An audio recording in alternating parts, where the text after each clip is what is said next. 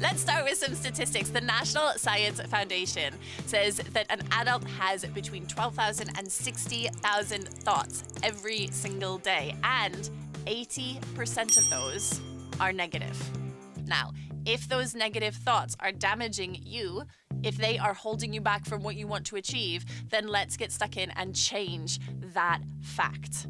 This simple move that I'm going to teach you today breaks down into 3 steps. The first step is to notice the thought that you are having. Notice that negative thought. The problem is a lot of us have gotten so used to the sound of that inner critic that we're not even aware of it going on anymore. It's like the hum of your refrigerator, right? It's not until it stops that you realize how noisy it actually was.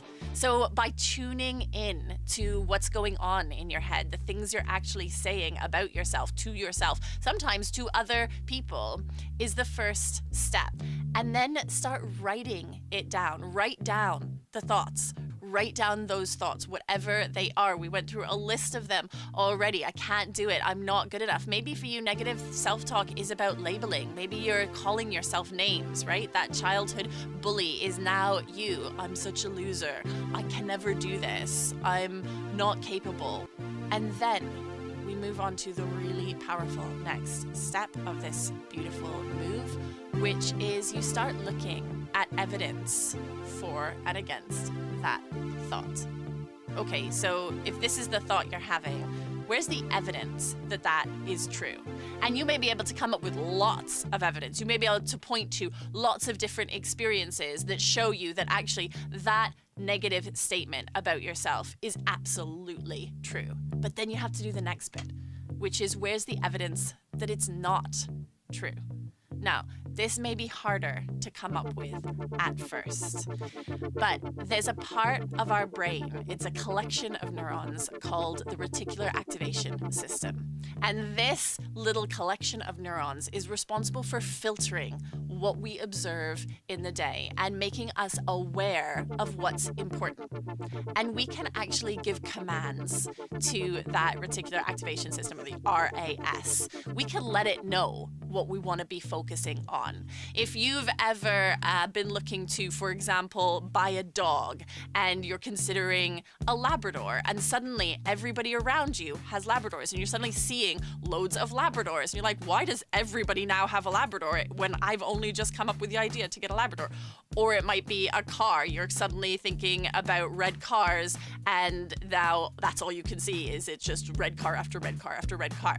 This is actually, it's not that suddenly there are more Labradors in the world or suddenly there are more red cars in the world. It is your RAS going into action. We can't possibly be observing everything that is around us all the time. We don't have the capacity. Our brain power isn't able to process everything. So our RAS chooses what we want to focus on, chooses the information that we're actually going to be conscious of. So let's take the example, I never finish things. I'm so useless, I never finish things. Maybe that's a statement that you repeat to yourself. Okay, and I'm sure you can list off all the reasons why that statement has come into being. I didn't finish this project, I didn't finish this assignment, whatever it is for you. I didn't finish this relationship, whatever that means to you.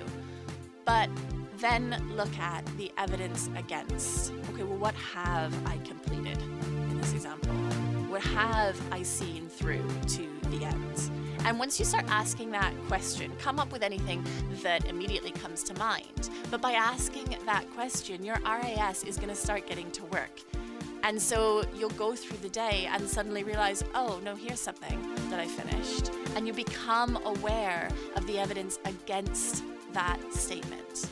And the more evidence you compile, the less you'll be inclined to hold on to that negative statement that you have been telling yourself.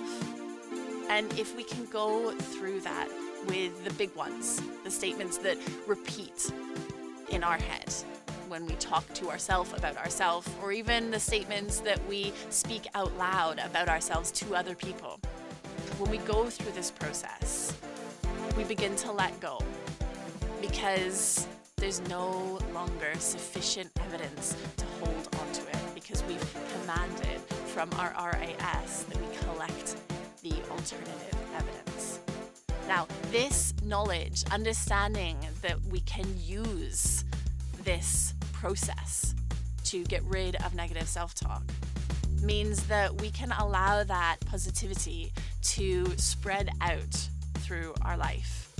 And we can start affirming what we're doing and swapping out those negative statements for positive ones. And when we do that, then we start seeing it all around, because again, our RAS is looking for evidence, looking for proof, looking to justify those positive statements. So put your RAS to work and allow those negative statements to be something of the past, former beliefs that you had about yourself, and redefine who you are in this positive way.